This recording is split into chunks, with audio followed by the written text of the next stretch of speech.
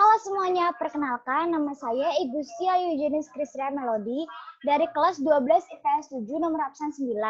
Di video kali ini saya akan menjelaskan tentang proposal usaha saya, yaitu proposal usaha dadar gulung dengan tagline makanan tradisional yang kekinian. Di sini ada daftar isi.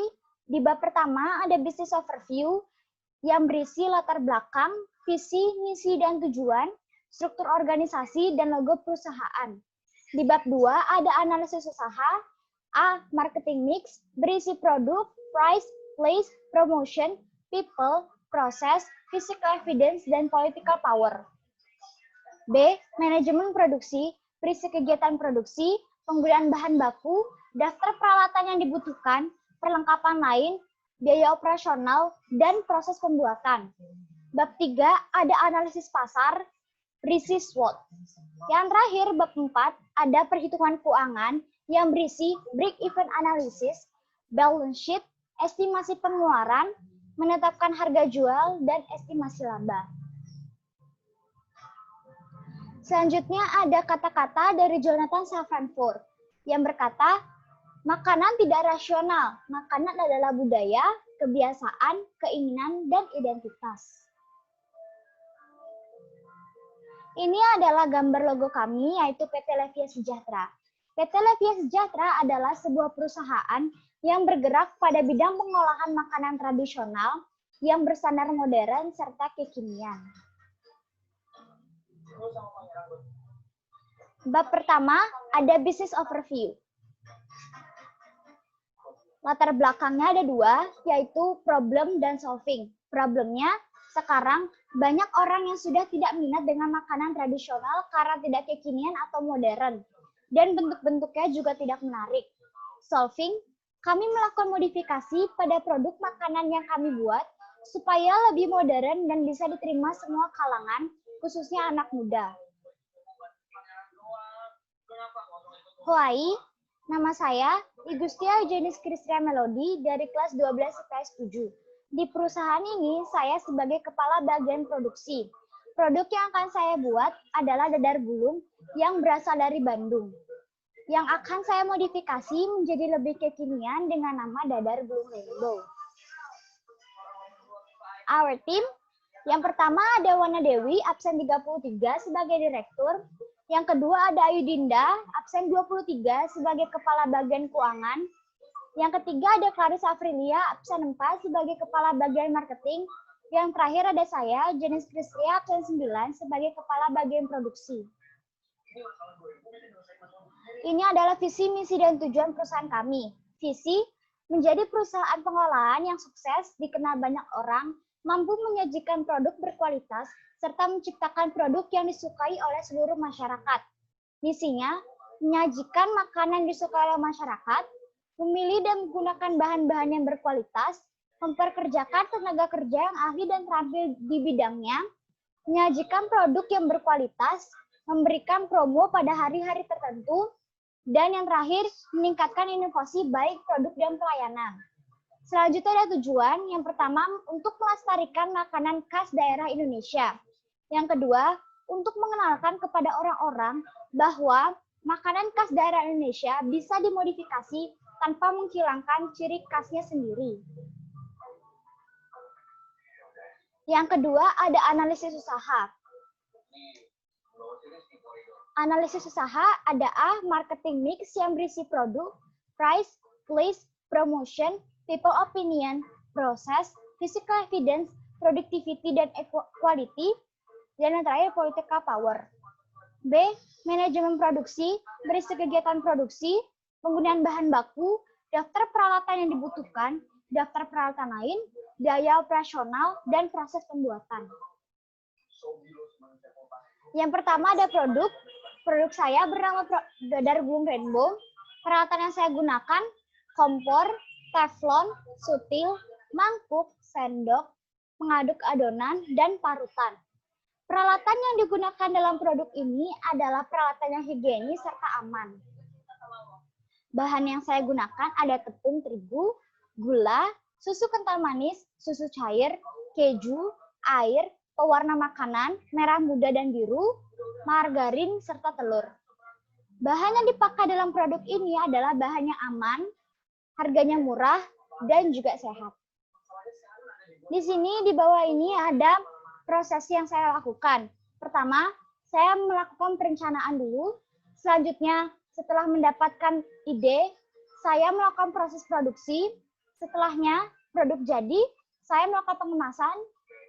Dan setelah pengemasan jadi, saya menjual dan melakukan promosi. Di slide selanjutnya ada produk. Produk saya bernama dadar gulung rainbow. Price atau harganya 2.500 per buah. Place atau tempatnya ada di Jalan Raya Sasetan. Promotion. Promosi, kami melakukan promosi ke dalam platform-platform media sosial yang kami punya seperti Instagram, Facebook, Twitter, serta WhatsApp. Di dalam promosi dibagi menjadi 3, ada segmentasi, target pasar, dan positioning. Segmentasi, semua kalangan khususnya anak muda milenial. Target pasar saya ada di sekitar wilayah dan pasar selatan, khususnya Sasetan, karena di sana saya melihat ada peluang usaha. Positioning, produk yang saya buat ada beberapa varian, yaitu dadar gulung rainbow dan dadar gulung rainbow pisang keju. Dadar gulung rainbow keju dan dadar gulung rainbow pisang coklat. People, orang-orang yang saya perlukan di sini adalah orang-orang yang berkualitas. Setiap perusahaan pasti memerlukan karyawan yang berkualitas agar perusahaan tersebut dapat berkembang dan terus bergerak maju. Yang kedua, ada paham tentang penggunaan teknologi. Zaman sekarang, setiap orang diharuskan paham akan teknologi karena jika tidak paham, maka orang tersebut akan susah untuk beradaptasi. Yang ketiga, dapat diajak bekerja sama dalam tim. Ada beberapa pekerjaan yang memang diharuskan untuk bekerja sama dalam tim. Keuntungannya adalah pekerjaan bisa lebih cepat selesai. Yang terakhir ada berperilaku baik serta sopan. Ini adalah hal yang penting karena tidak semua orang dapat berperilaku seperti ini. Sikap Anda juga mencerminkan hasil yang telah Anda lakukan. Jika Anda berlaku baik, maka hasilnya juga akan baik. Ini adalah proses day 1 atau hari pertama. Yang dilakukan adalah membeli semua bahan-bahan yang diperlukan dan dipersiapkan. Day 2 atau hari kedua, mulai melakukan proses produksi. Day 3 atau hari ketiga, mulai melakukan persiapan untuk pengemasan. Jangan lupa untuk mengecek kemasan yang akan digunakan, lalu hias sedemikian rupa agar konsumen tertarik membeli. Yang terakhir, day 4 atau hari keempat, setelah produk jadi, lakukan promosi ke platform sosial media yang kami miliki. Berikan potongan harga agar konsumen semakin tertarik. Physical evidence. Ini adalah physical evidence. Di ujung sana ada gambaran produk yang akan saya buat. Di bawahnya ada tempat di mana saya akan menjual produk saya. Tempatnya seperti kafe, suasananya nyaman dan aman, dan tempatnya juga estetik, berwarna pastel itu. Pasti saya percaya semua orang pasti akan berminat untuk ke sana sebagai tempat foto dan mencicipi makanan. People opinion. Yang pertama ada dari Mama. Saya akan bacakan. Wah, bagus dong. Harus kreatif untuk inovasi menu dari dadar gulung. Dari penganan tradisional bisa menjadi selera internasional juga. Yang kedua ada dari Laura. Menurut saya, dadar gulung pelangi isi keju itu sepertinya keren. Soalnya jarang-jarang ada dadar gulung warnanya pelangi gitu. Terus juga yang pasti membuat orang tertarik untuk membelinya karena warnanya bagus yaitu pelangi dan tidak bosan untuk dilihat. Dan yang terakhir ada dari Putri. Wah, bagus, kreatif, menarik orang lihat dan tertarik untuk beli. Karena so far dadar gulung pasti warnanya hijau. Lanjutkan, semoga sukses. Selanjutnya ada political power. Yang pertama adalah larangan penggunaan plastik. Sejak diketahui Indonesia penampung sampah plastik terbanyak, para pemerintah membuat kebijakan untuk meminimalisir penggunaan plastik. Maka dari itu, untuk membungkus produk kami memutuskan untuk menggunakan kertas yang dimasukkan ke dalam kotak kecil. Yang kedua ada social distancing. Sejak pandemi COVID-19, banyak orang yang dirumahkan untuk memutus rantai penyebaran. Kami sebagai usahawan harus pintar-pintar mengatur strategi agar konsumen tetap bisa mengonsumsi produk kami tanpa harus keluar rumah, yaitu dengan melakukan penjualan pada sosial media agar para konsumen tetap bisa membeli tanpa harus keluar rumah. Selanjutnya ada manajemen produksi. Kegiatan produksi yang pertama ada menganalisis para konsumen untuk mengetahui ide produk. Yang kedua, mencari dan menentukan bahan. Yang ketiga, melakukan proses produksi. Dan yang terakhir, melakukan pencatatan keuangan. Di sini ada penggunaan bahan baku. Yang pertama ada tepung terigu sebanyak 250 gram. Harga satuannya 4.000 per 500 gram. Jumlahnya 2.000. Gula sebanyak 50 gram dengan harga satuannya 15.000 per kilogram. Jumlahnya 3.000. Keju sebanyak 165 gram. Harga satuannya 15.000 per 165 gram. Jumlahnya 15.000. Margarin sebanyak 30 gram dengan harga satuan 9.000 per 200 gram, jumlahnya 3.000. Susu kental manis sebanyak 40 gram, harga satuannya 1.500 per saset, jumlahnya 1.500. Susu cair 250 ml, harga satuan 5.000 per 200 ml, jumlahnya 5.000. Pewarna makanan, di sini saya menggunakan dua warna, yaitu merah muda dan biru. Dan masing-masing warna tersebut saya hanya menggunakan 2 tetes. Harga satuannya 3.000 per warna. Jadi karena saya menggunakan 2 warna, jumlahnya menjadi 6.000.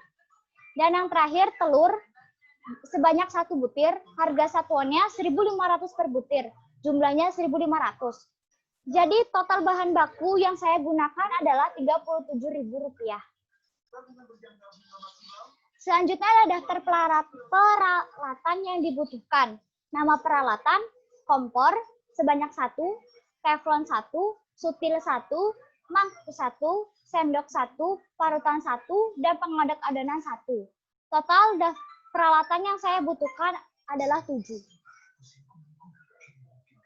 Daftar perlengkapan lain. Nama peralatannya, kertas minyak pembungkus makanan. Banyaknya 1 pack isi 50 buah. Harga satuannya 11.500, jumlahnya 11.500. Jadi total daftar perlengkapan lain yang saya butuhkan adalah 11.500. Biaya operasional, gas harganya 20.000, transportasi harganya 5.000. Total biaya operasional saya adalah 25.000. Selanjutnya masuk ke proses pembuatan. Yang pertama, campur susu, telur, gula, mentega leleh, tepung, serta pewarna makanan. Aduk hingga seluruh adonan merata, lalu cetak kulit pada telepon anti lengket. Ukurannya disesuaikan oleh selera. Masak kulit jangan sampai kering, biarkan pada kondisi masih lembek dan elastis. Yang kedua, mulai proses isi dengan cara taruh 1 sendok keju parut ke atas kulit kue, memarkan agar isi merata dan dari ujung ke ujung, tambahkan juga susu kental manis di atas keju. Yang ketiga, lipat kue seperti amplop dan gulung. Cara melipatnya sama persis dengan risol atau lumpia. Agar lebih mudah menggulung, bisa menggunakan bantuan alas plastik. Yang terakhir, setelah produk jadi, kemas produk sedemikian rupa, lalu hias agar konsumen tertarik membelinya. Jika sudah, produk siap untuk dijual. Selanjutnya, yang bab ketiga ada analisis pasar. S, yaitu strength. Ada 2, yaitu produk terlihat lebih menarik dan modern karena telah dimodifikasi. Yang kedua, menggunakan bahan yang higienis dan tentunya sehat. W, weakness. Ada 2, yaitu makanan tidak bisa tahan lama atau cepat basi. Dan yang kedua, varian rasa hanya 2. O, opportunity. Banyak kalangan yang menyukai selain karena unik dan langka, harganya juga murah. T, treats. Munculnya banyak usaha baru yang tak kalah menarik. Ada bab terakhir, perhitungan keuangan. Yang pertama ada break-even analysis. Dimulai dari big loss, break-even point, profit, dan high profit. Selanjutnya ada menghitung BEP, fixed cost. Fixed cost ini ada sama dengan biaya operasional. Jadi biaya operasional saya adalah 25.000. Variable cost, bahan baku, ditambah biaya komisi. Total bahan baku saya adalah 37.000 ditambah biaya komisi 10.000 sama dengan 47.000. Harga jual variable cost yang tadi 47.000 dibagi 100% dikurang 25%. Laba yang akan saya ambil di sini 25%. Jadi 100% dikurang 25% sama dengan 75%. 47.000 dibagi 75% sama dengan 62.666. Sekali produksi saya bisa menghasilkan 25 buah. Jadi 62.666 dibagi 25. Hasilnya 2.500. Saya bulatkan menjadi 2.500. Kontribusi per unit laba sama dengan 2.500 dikurang 47.000 dibagi 25. Sama dengan 2.500 dikurang 1.880. Hasilnya 620. BEP unit, biaya tetap dibagi dengan harga per unit dikurang biaya variabel per unit. Biaya tetapnya 25.000 dibagi 2.500 dikurang 1.880. Sama dengan 25.000 dibagi 620 sama dengan 40.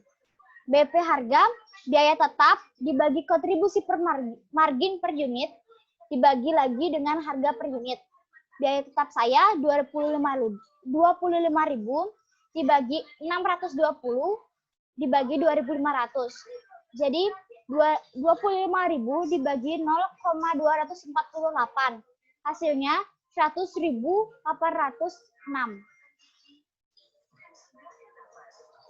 Balance sheet, ada aset yang saya miliki ada kendaraan harga 10 juta.